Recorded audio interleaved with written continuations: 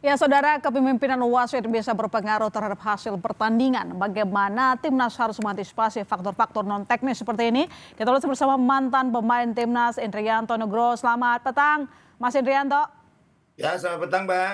Ya, dan analis sepak bola Roni Pangemanan. Selamat petang, Bung Ropan. Selamat petang. Ya, pertanyaan begini, wasit bikin kita ketar-ketir nih kayaknya. Publik jadi takut netral apa enggak. Sebenarnya seberapa besar pengaruh dari seorang wasit sebagai faktor non teknis bisa mengaruhi hasil pertandingan, Bung Ropan?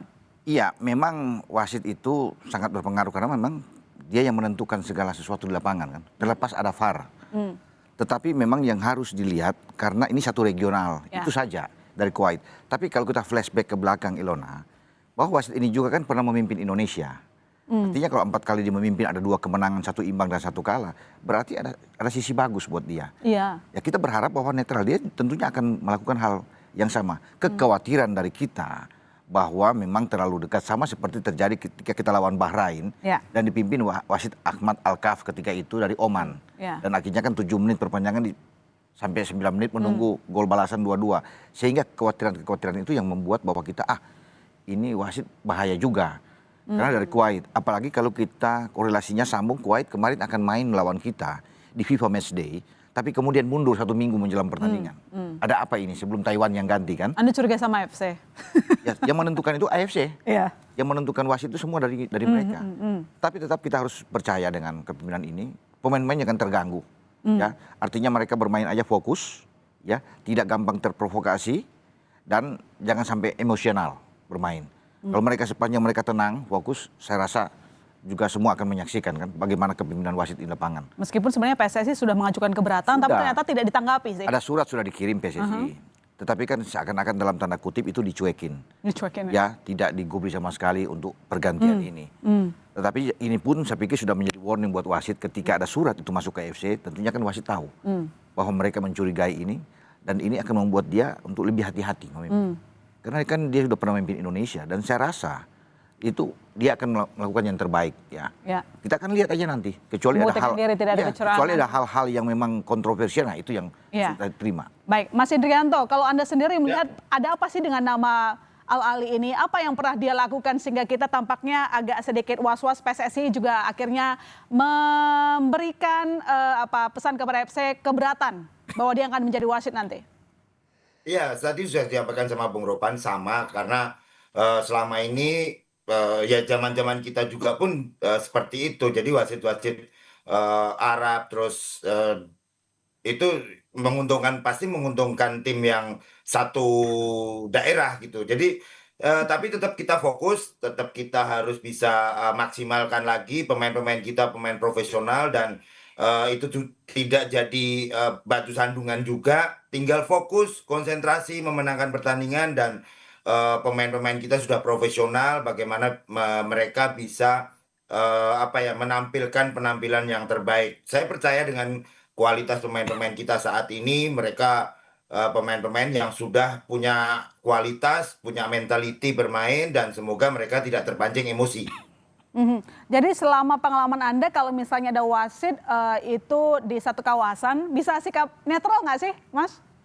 Nah itu yang selama ini kita kita dapatkan selama ini ya. Tapi tetap kita percaya dengan AFC, dengan FIFA dan semoga ini pertandingan berjalan adil, berjalan fair play dan tidak menguntungkan satu tim tuan rumah misalkan. Jadi yang penting pemain-pemain dapat fokus, tidak melakukan hal-hal yang tidak merugikan dan kita juga berharap pemain-pemain bisa istilahnya jangan membuat kesalahan di on the spot pertahanan kita, Mbak.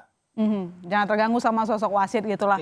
Bung Ropan, sebenarnya ini kalau kita baca di media yang jadi agak keberatan tidak cuma publik Indonesia, tapi juga di sana karena dianggap kontroversi, kemudian juga mereka sebut sebagai wasit terburuk, begitu sering merugikan klub Saudi di Liga Champions Asia. Artinya kan satu sosok ini dikritik oleh 2 negara, tapi AFC tampaknya juga tidak mau mengubah nama. Ya itu sudah sebuah pilihan ya. Dan mereka tidak akan mengubah itu. Wajar kalau mereka memprotes itu karena dia kan selalu ini terindikasi selalu memimpin klub-klub yang ada di Arab itu, terutama Al Hilal. Jadi mungkin sudah 6-7 kali dipimpin Al Hilal dan selalu bisa menguntungkan. Sementara ada pemain Arab di sini yang kapten mereka itu dari Al Hilal, Salim Al Dosari. Ini pemain yang berbahaya. Dan kalau dia lebih cenderung dengan Al Hilalnya, tentunya ada keraguan di situ kan. Karena memang Royal dengan kartu kuning, selama dia memimpin Indonesia juga ada 7 kartu kuning. Ya. Dan dia pernah memimpin Arab juga 3 kali. 1 menang, 1 imbang, 1 kalah. Tapi hanya 3 kartu kuning yang diberikan ke Arab. Kalau dengan kita kan 7, tapi kita 4 pertandingan. Ya kita tetap berharap tentunya dia akan fair di lapangan. Yang memimpin pertandingan. Tentu dengan hal-hal buruk kita coba tinggalkan. Kita coba berpikir dengan positif. Dan pemain-pemain, sekarang kita ini final, saya anggap. Karena kan hanya punya 180 menit. Setiap laga adalah final, terutama pertandingan pertama yang sangat krusial. Jadi jangan terganggu dengan isu-isu wasit ini. Ya, kita lihat saja. Dan kita berharap bahwa ada hasil positif yang kita dapatkan. Dan sejauh ini mental pemain kita masih oke nggak sih menurut Anda? Ini yang menjadi mental kita yang diuji di sini. Jadi kalau selalu terpengaruh dengan berbagai macam terutama soal wasit, ini kan akan mengganggu. Sebaiknya mereka fokus aja di lapangan, fokus untuk pertandingan bagaimana mengatasi Arab Saudi. Karena bagaimanapun Arab Saudi itu agak trauma juga dengan kita. 2 pertandingan di putaran ketiga, ketika mereka tidak menang 1 imbang dan kalah di GBK dengan 2-0 kan ini jadi pukulan. Makanya pelatih mereka Herve Renard itu balik lagi untuk bisa menangani tim ini dan melakukan uji coba di luar dengan Makedonia Utara, dengan Ceko. Mereka melakukan uji coba hanya untuk bisa melawan Indonesia, mengontrak, meminjam seorang pelatih yang ahli set piece dari Arsenal. Itu kan upaya-upaya mereka untuk bagaimana bisa mengalahkan Indonesia. Mereka akan terketir melawan kita.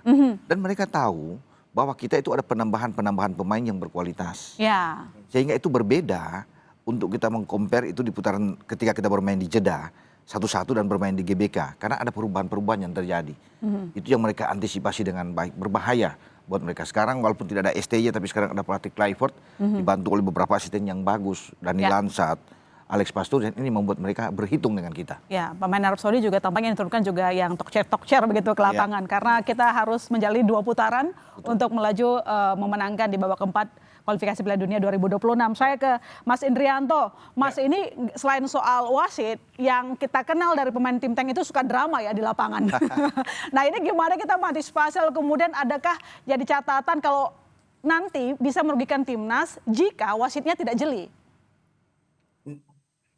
Ya, ini yang jadi permasalahan kita gitu. Selama ini bagaimana kita lawan Arab Saudi, lawan Bahrain, lawan Kuwait, manapun lah. Pasti mereka akan melakukan drama, apalagi kalau mereka sudah unggul. Dan ini sebenarnya kesempatan pemain kita untuk bisa meredam emosi.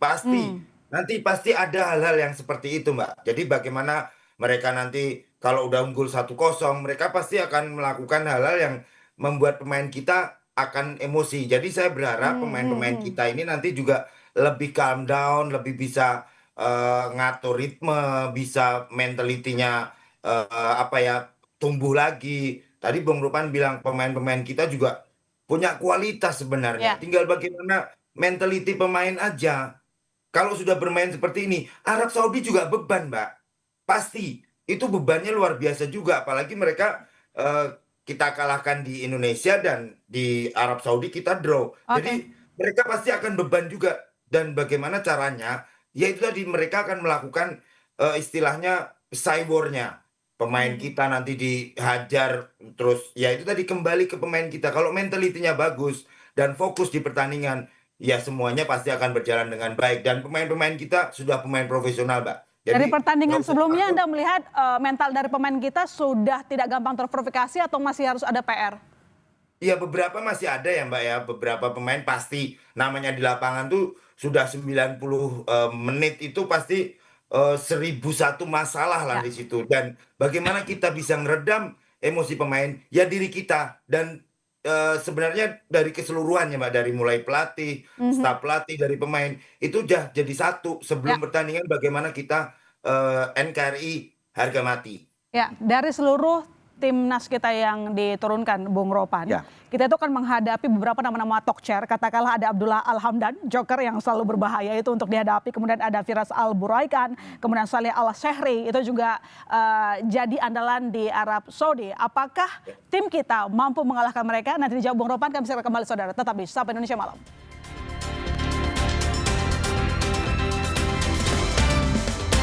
kembali di Sapa Indonesia Malam. Manajer Timnas Sumarji menyatakan para pemain Timnas akan tetap fight untuk memenangkan pertandingan lawan Arab Saudi dan Irak. Sumarji tegaskan Timnas tidak akan terpengaruh dengan siapapun wasit yang akan memimpin laga. Apapun yang terjadi, kita tidak akan terpengaruh dengan siapa yang akan memimpin pertandingan. Yang pasti pertandingan di tanggal 8 dan 11 itu adalah pertandingan hidup dan mati, dan kita semua meyakini bahwa kita tidak akan terpengaruh dengan kondisi wasit perangkat pertandingan, dan kita akan tetap fight untuk bisa memenangkan pertandingan itu. Oke. Bung Ropan, tim Arab Saudi kan juga punya andalan. Ada beberapa nama yang patut kita antisipasi. Salah satunya ada Abdullah Al-Hamdan, joker yang selalu berbahaya katanya. Bagaimana kita bisa, tim kita bisa head to head mengantisipasi arah lawan, pergerakan lawan di rumput hijau? Yang menguntungkan buat kita karena kita kan sudah 2 kali bermain lawan mereka dan tidak pernah kalah. Ya, itu yang menguntungkan. Kalau mereka punya Al-Hamdan, sebenarnya mereka punya kekuatan itu di Firas Al-Buraikan dan Salim Al-Dosari. Kemudian ada Musab Al-Juari, itu yang mencetak gol balasan ketika di Jeddah. Saat Sandy Walsh bisa mencetak gol lewat tembakan dari Ragnar saat itu, ada Al-Juari yang bisa membalas, dan mereka lah pemain-pemain yang bagus. Al-Kabari juga, Katani, Takri juga di belakang, itu pemain-pemain semua yang baik, Al-Johani, semua mereka baik. Mereka punya individu yang bagus, kolektivitas permainan yang baik. Jadi kita tidak perlu takut dengan nama-nama mereka yang ada, karena mereka pernah merasakan kekalahan lawan kita. Justru sekarang mereka yang berhitung dengan kita. Kembalinya Ole Romani ini juga akan coba, walaupun dia memberikan itu dampak buat mereka juga, karena mereka tahu kan tadinya Ole nggak akan bermain. Terlepas dia tidak akan maksimal karena baru pulih dari cedera pasca operasi, tapi kehadiran itu akan memicu ya, motivasi dari teman-teman semua, dari Jai Ises dan kawan-kawan. Dan ada Miliano, dan mereka lihat bahwa kita ketambahan Miliano, Mauro Silstra. Ini pemain-pemain yang oke, yang bisa merepotkan mereka. Jadi pasti mereka akan tahu itu. Kombinasi starting 11 yang akan ditawarkan ya oleh PK, Patrick Kluivert, ini akan diantisipasi oleh mereka. Dan kita tidak perlu takut, kenapa? Karena sudah pernah ketemu. Nama-nama ini sudah pernah dihadapi oleh Tom Haye. Karena tadi Anda menyebut soal Salim Al-Dosari, waktu itu kan kita ingat di laga uji coba terakhir menghadapi Lebanon, Patrick itu menempatkan Yacoub Sayuri. Jadi head to head begitu dengan Salim Al-Dosari. Apakah nanti Anda melihat bahwa Kluivert akan melakukan hal yang sama? Ya bisa saja dia melakukan itu, karena kalau melihat dari 2 FIFA Matchday melawan Taiwan dan Lebanon kan, di starting 11 itu ada Yacoub di kanan, ya, karena bermain dengan 4 back flat. Kevin Dix yang main lawan Lebanon, Kevin Dix bermain bersama dengan Jai, kemudian ada Dean James.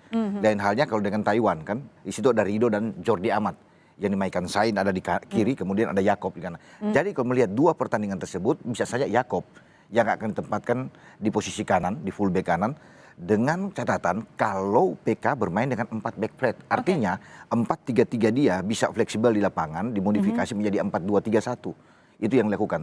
Tapi kalau dia kembali dengan 3 back, maka Yasin Hapner, Jai dan Rido yang akan bermain di sana. Nanti kita lanjutkan lagi Bang Ropan. Sekarang kita melihat update situasi terkini di mana BNPB akan memberikan pernyataan resmi terkait dengan pesantren di Sidoarjo yang roboh.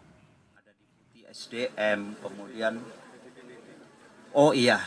dari BPBD juga ikut mendampingi. Pertama-tama sebagai hamba Allah, hamba Tuhan, kita tidak henti-hentinya